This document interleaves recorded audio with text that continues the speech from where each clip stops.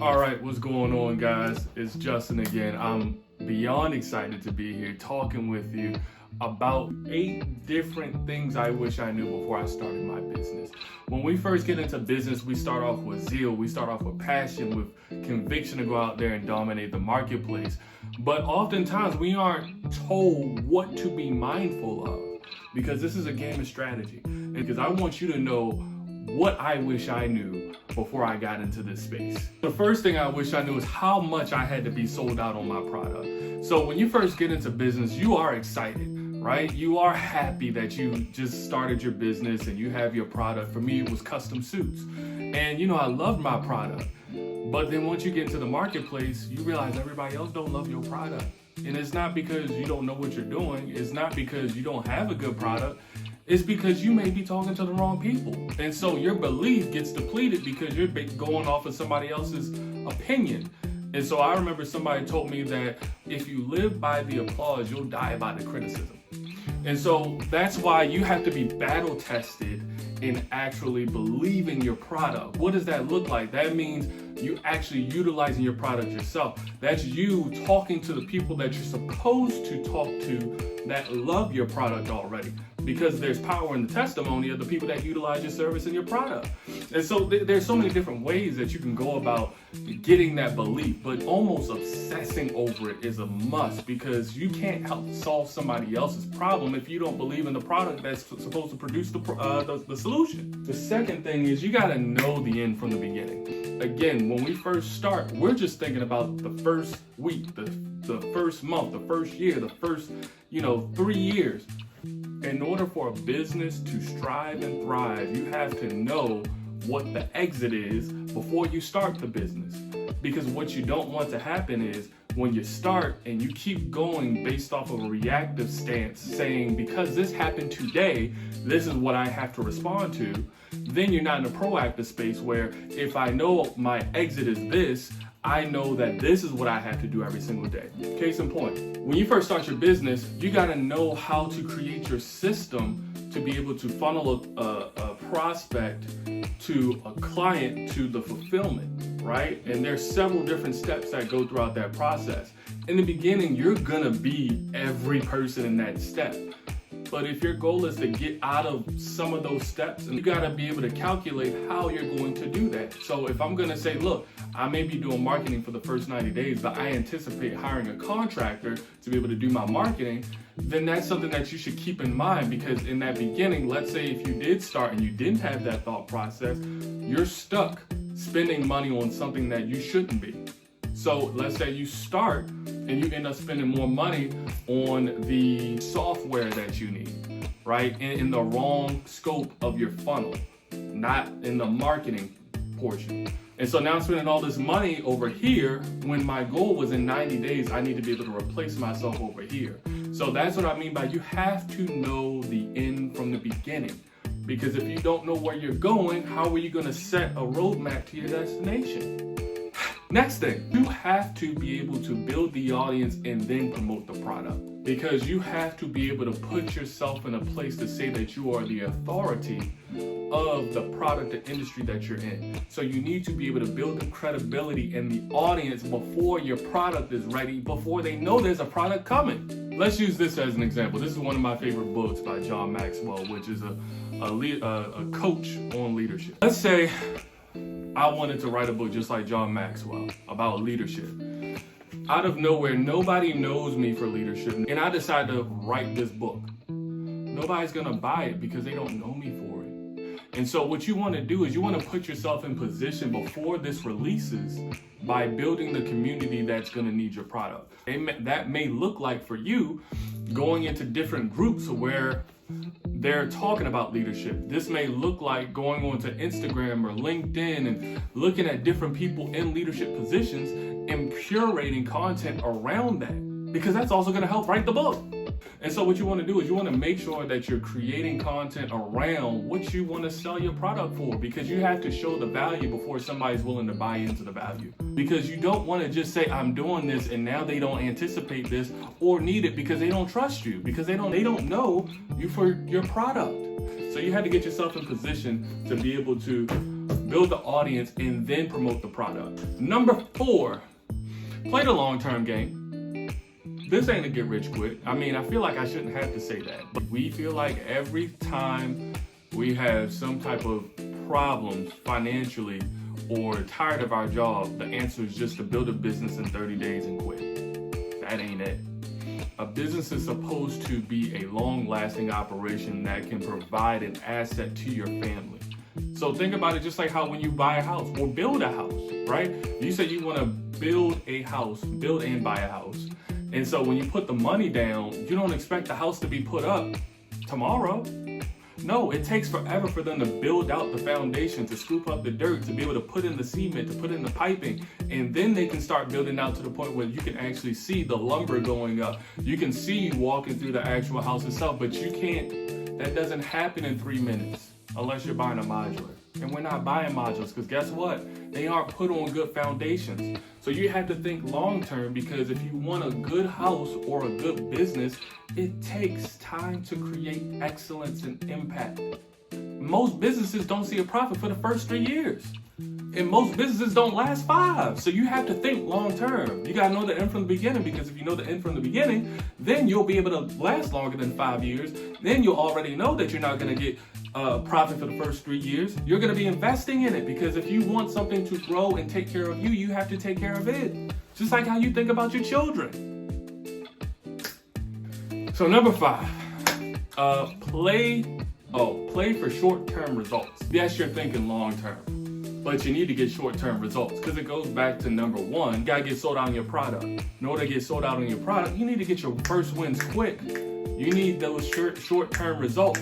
So when you build up that audience and then you launch a product, you have a story. I have goals at every step, right? If I say my end goal is to buy a house, I'm gonna start off by saying I need to save $5,000 out of the $40,000 in the first 30 days. Or maybe, hey, I need to make $5,000 in my first month in business, because it's something that you feel like is doable, because it's all about just getting those belief checks. If you get those short-term results, you can then go to step number 6. Convert your stories into momentum. To swing you to the pendulum, swing the pendulum towards your success, or to your,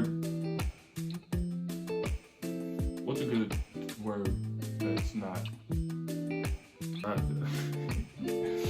I'd be halfway there with those bars. It'll swing you, either the pendulum will swing you to your success or to your demise. In my first month in business, when I started my suit company in 2017, when I launched it with a video. People already knew me for dressing up, so they knew, oh, if he's doing the suit company, it's got to be awesome. My goal was just to probably make like, I think $2,000, $3,000 in my first month. I blew that out of the water and actually made $10,000 within my first 4 to 6 weeks. And so from that, I leveraged that as a momentum piece to create more momentum. So after I already crushed my $2,000 mark, being booked out for the first 2 weeks, I utilized that as an opportunity to tell a story, which goes back into marketing, telling a story about how we are booked and busy. People want what they can't have. People want what's in demand. It's all about supply and demand. And so when you think about creating those success stories, you have to be able to do it and articulate it to a way that your audience will gravitate to your product. Number 7, we almost there, baby. So number 7 is one of my favorites. You gotta keep your systems in mind. When you start a business, you get obsessed with your product and your service. And that's why you got into business, because you knew that you had something that was viable to the marketplace, that there was a gap there that you could fill to be able to solve the problem for millions of people. If that's how you think. I think big, so I'm thinking millions. But the disconnect, the cognitive dissonance is that you are so obsessed on just the product, you forget that there's a system that has to go around that product. And it goes back to that funnel I was talking about earlier. So you have to know how to think like a CEO. I know this may sound overwhelming, but you may not have to think about this in the very beginning, but keep it in mind when it's time to scale and when you're actually doing your business in your first year. Because if you keep it in mind, it'll help you consider the next appropriate steps. When you're thinking of a mind of a CEO, you're thinking about what some call key performance indicators. These are indicators or numerical values that show you the production that's happening in your business. I'm gonna just keep it simple and give you another marketing example. Let's say that I know if I look at my numbers, every 10,000 people that go to my website, 5 of them submit inquiries, right? And out of those 5, 2 become customers. And for both of those customers, they spent $2,000 each. That's $4,000. So what does that tell me? That means if I can get it from 10,000 people that go to my site to 20,000, that means I can double my sales from 4,000 to 8,000. And so when you think like a CEO, you think about the data sets, because that's how you scale your business in the long term. So think about keep it in mind how you are operating as a CEO. Don't be excited about the title. The title is just really saying that you serve other people. You need to be able to identify your key performance indicators. You may not have to track all of them in the beginning. You're just trying to get your sales up, okay? But keep in mind the behaviors of your systems in your business, because that's going to dictate how you end up growing in the long term. Number 8 is the most important thing I wish somebody told me when I first started my business. Give yourself grace in this race. You're going to make so many mistakes. You're going to think that you suck. You're going to think that you're terrible. You're going to think, how could I have done that? How could I have missed that? And truth is, you're probably right. But guess what? People often get better at hitting the ball if they swing more than once. You're gonna make the mistake. You're not gonna be perfect, ever. Steve Jobs made mistakes. Jeff Bezos makes mistakes. All the top CEOs in the world have made countless mistakes that have cost them more than the mistakes that you're about to make. They've made $100 million mistakes. And so I challenge you to make more mistakes in the earlier days than in your latter days, even though you're gonna make more. I remember when I went to a conference in Southern Maryland, and TD Jakes came, and he was talking about how you should be grateful for the beginning stages, because when you make those mistakes at that level, it's only building up your resilience. And better yet, nobody's gonna know that you made those mistakes. So it's better to make those mistakes when nobody's watching. Make those mistakes to build up your armor. Make those mistakes so when it's time for you to be at the mountaintop, anybody that's gonna be shooting at you is gonna fling right off of you. You get those negative comments, they won't harm you. You get bad reviews, you won't have to worry about it. You all have the system to be able to take care of that. It's not gonna kill you. It's gonna make you stronger. It's gonna be able to create opportunities for other people. And so just know that you have to give yourself grace in this race, because if you do not, you will be your worst enemy. The only person that can limit the success that you have is yourself. God wants you to even have more success than you are even thinking about for yourself right now. Think about the abundance that He has available for you at the end of this tunnel. This is not just for you to go out there and be successful in the marketplace. It's for you to be significant. And in order to be significant, you got to have the wisdom to be able to allocate to somebody else's harvest. Plant the seed in somebody else's mind that it's possible. That's what your business is for. So those are my 8 things I wish I knew when I first got into business. Starting a business is just the beginning of something that's going to change your life. And it's not just going to change your life, it's going to change your family's life. So thank you so much. If you don't know, March 21st, 6:30 to 8:30 p.m., I'm hosting an entrepreneur think tank session here in Baltimore, Maryland, and I'm beyond excited to be able to do that with you. See, what we do is we don't sit there and tell you what to do. We are creating a workshop where it's a behavioral style synopsis on how to be able to think like a business owner. Oftentimes, we want consultants that are just going to tell us how to do X, Y, Z, X, Y, Z.